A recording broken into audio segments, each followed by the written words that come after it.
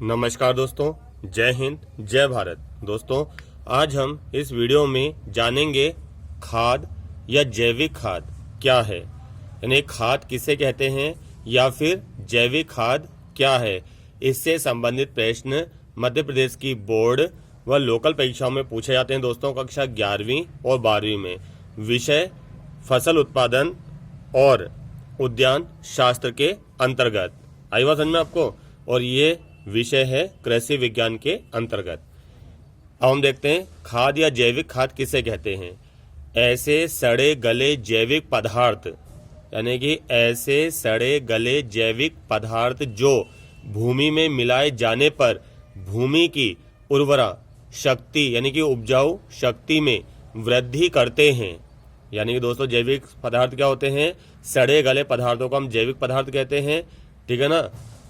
और ये क्या करते हैं? भूमि में मिलाए जाने पर भूमि की उर्वरा शक्ति को बढ़ा देते हैं तथा पौधों की बढ़वार में सहायता करते हैं, यानी पौधों की बढ़वार में सहायक होते हैं दोस्तों। इसे ही हम कहते हैं खाद, या फिर इसे कहते हैं हम जैविक खाद। अर्थात ये वे खादें होती हैं, मतलब ऑर्गेनिक खाद, इसे हम ऑर्गेनिक खाद भी कह सकते हैं दोस्तों। खादें होती हैं इन जिनमें क्या पाया जाता है? जीवांश पाया जाता है। क्या पाया जाता है दोस्तों? जीवांश पाया जाता है, जैसे कि गोबर की खाद, ठीक है ना, जैसे सड़े गले पत्तों की खाद, जैसे हरी खाद, या फिर केंचुए की कार्बनिक पदार्थ यानी कि वर्मी खाद बोलते हैं उसको हम। इसी प्रकार जो मुर्गे मुर्गी की बीट होती है उसकी खाद, ये सब जैविक खाद के अंतर्गत आती है दोस्तों।